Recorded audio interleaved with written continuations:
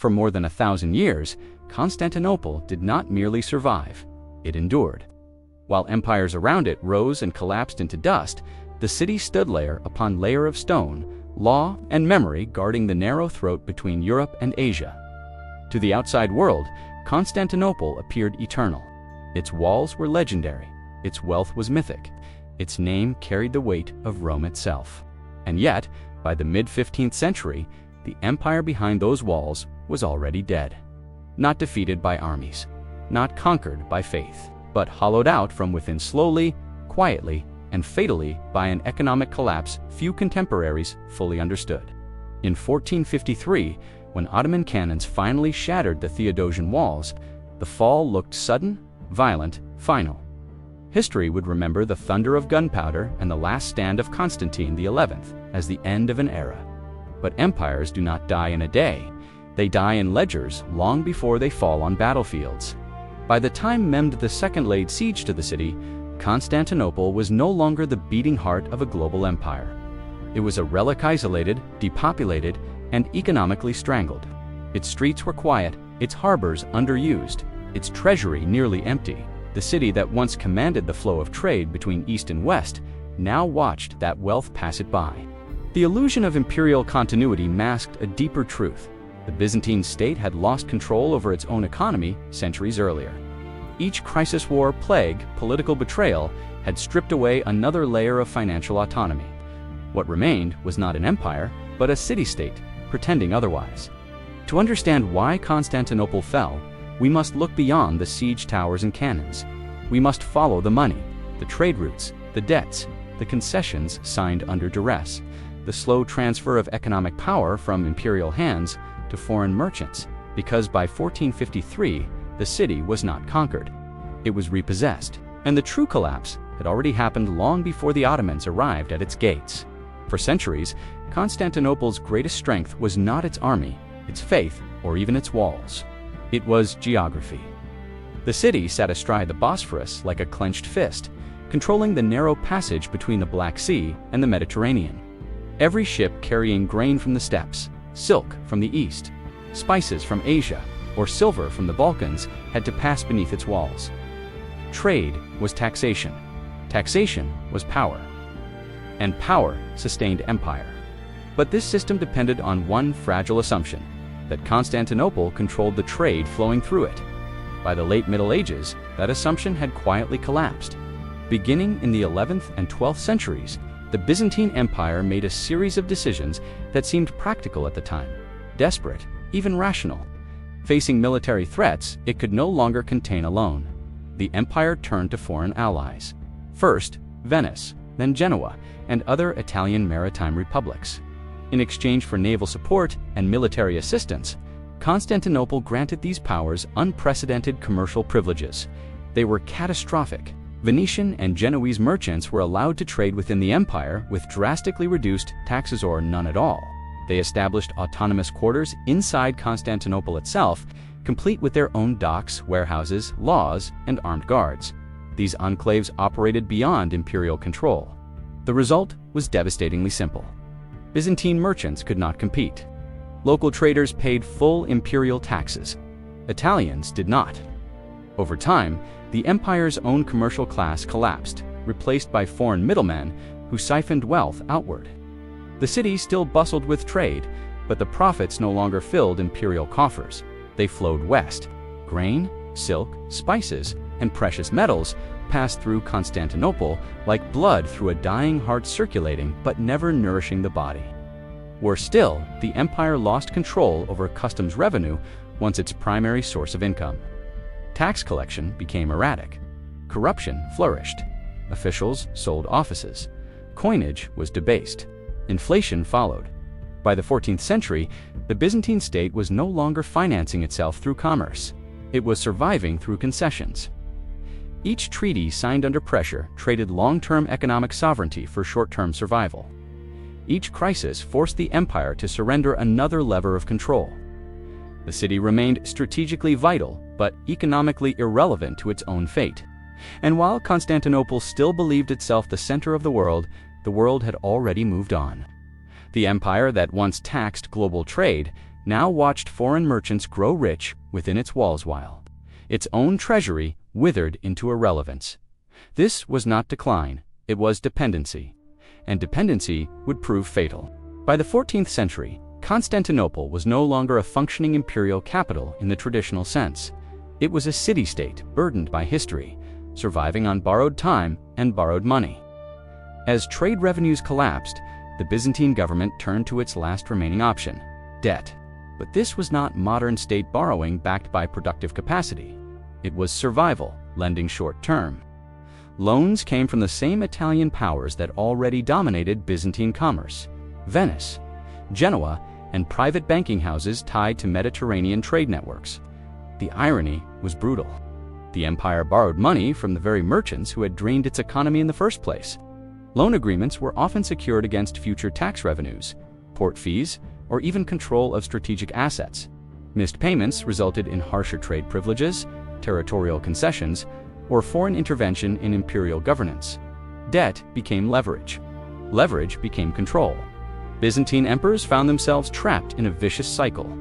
Weak revenues forced borrowing, borrowing reduced sovereignty. Reduced sovereignty weakened revenues further. This financial dependency reshaped politics at the highest level. Imperial succession became entangled with foreign interests. Claimants to the throne promised trade privileges or territorial concessions in exchange for financial backing. Civil wars, frequent and devastating, were often financed by foreign capital, turning internal disputes into proxy conflicts for external powers. The empire was no longer falling apart. It was being hollowed out from within. Even military defense suffered directly from financial collapse. The once feared Byzantine army had dwindled into a small, underpaid force dependent on mercenaries. Fortifications crumbled, naval power vanished, ships were expensive, and the treasury was empty. By the time the Ottomans began pressing against Byzantine territory in the late 14th and early 15th centuries, Constantinople could no longer fund meaningful resistance. It could barely pay its guards. The city's walls still stood magnificent, intimidating. Legendary, but walls require soldiers, supplies, maintenance, and coordination. None of these existed in sufficient quantity anymore. Economic exhaustion had preceded military defeat by generations. When foreign observers visited Constantinople in this period, they were struck not by its power, but by its poverty. Churches fell into disrepair. Palaces were abandoned. Entire neighborhoods lay empty, reclaimed by gardens and livestock. The empire still claimed universal authority, but its finances told the truth. It had become a client state without admitting it dependent, indebted, and structurally incapable of recovery. And when the final siege approached, the question was no longer whether Constantinople could resist. It was whether it had already lost long before the first cannon fired. By the early 15th century, Constantinople was still standing, but it was no longer functioning as a defensive system. Defense is not just walls and weapons. It is logistics, salaries, supply chains, maintenance, coordination, morale. On all 5 fronts, the city was failing. The Theodosian walls, the greatest fortifications in medieval history, had protected Constantinople for nearly 1,000 years. But walls decay, stones crack, towers collapse, moats silt up. Repairs require money, labor, and organization. The Byzantine treasury had none to spare. Maintenance was sporadic, reactive, and often funded through emergency donations from churches or wealthy individuals rather than the state itself. The army was worse off. At the time of the final siege, Constantinople could field only a few thousand defenders, many of them mercenaries from Genoa and other Italian states. These soldiers were not bound by loyalty to the empire, but by contracts that required payment, and payment was unreliable. Wages were delayed or reduced, supplies ran short, morale suffered. Defection was always a risk, not because the soldiers were cowardly, but because starvation is more powerful than patriotism. The Byzantine navy, once the terror of the Mediterranean, barely existed. There were too few ships to challenge Ottoman control of the Bosphorus. This allowed the besiegers to cut off maritime supply routes, sealing the city economically before the first cannonball struck stone. Even basic provisioning became a crisis. Constantinople could no longer rely on surrounding farmland, much of which had been lost decades earlier. Grain imports required cash, cash required trade, trade required sovereignty, which had already been surrendered. As food prices rose, Desperation spread through the population. The city's civilian economy collapsed under siege conditions. Markets emptied, hoarding intensified, inflation accelerated. The state lacked the funds to stabilize prices or guarantee rations.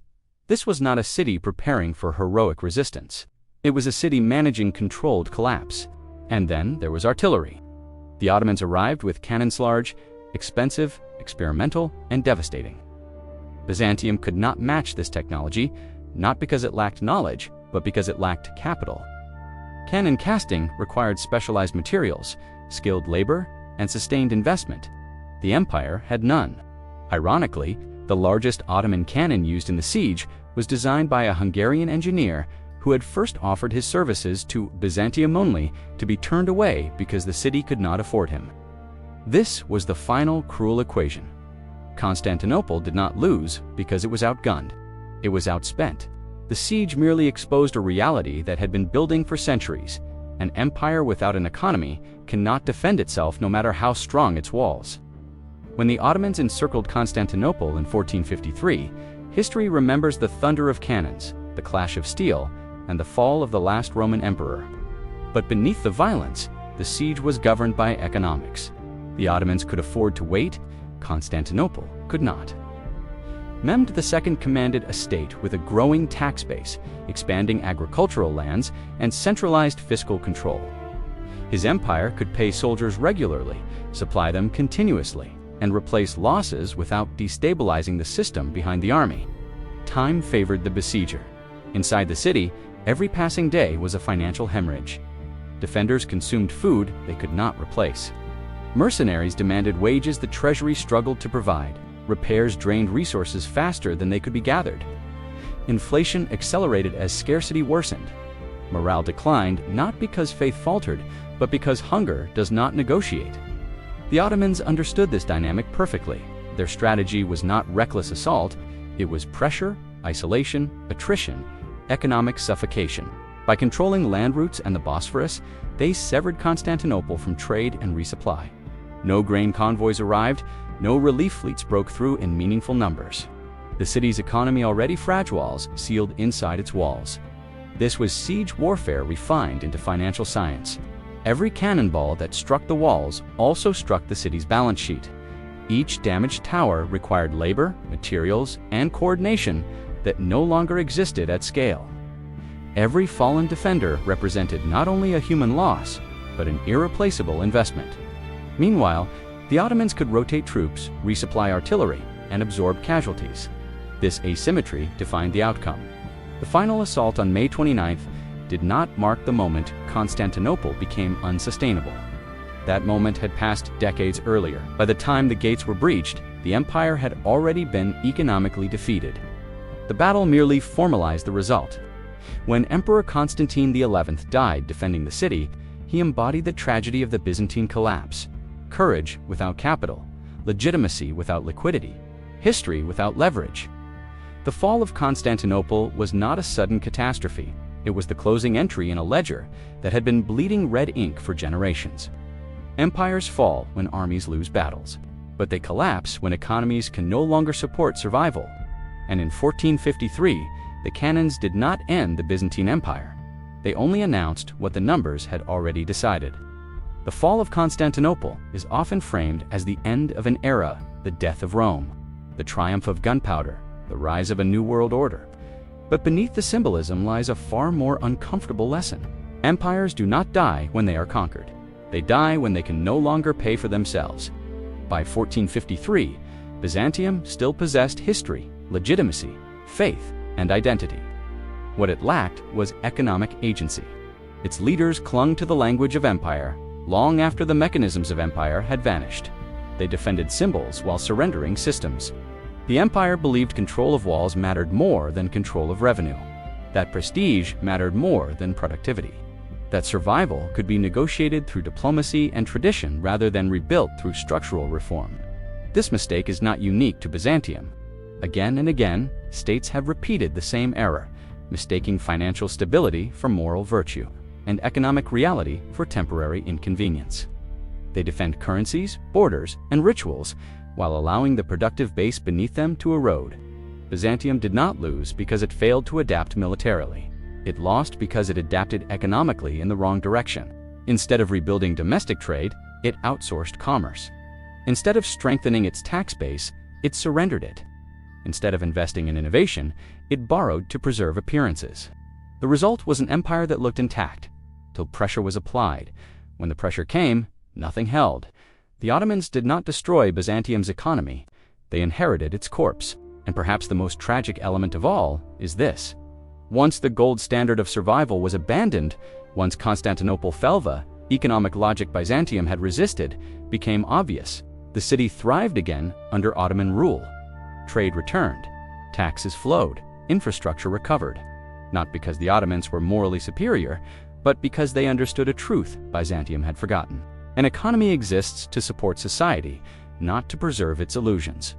When states prioritize legacy over liquidity, symbolism over systems, and prestige over productivity, collapse becomes inevitable. No matter how strong the walls appear, the fall of Constantinople is not just medieval history. It is a warning written in stone, debt and silence. Empires that forget this lesson do not fall dramatically. They fade until one day someone else can afford to finish the story.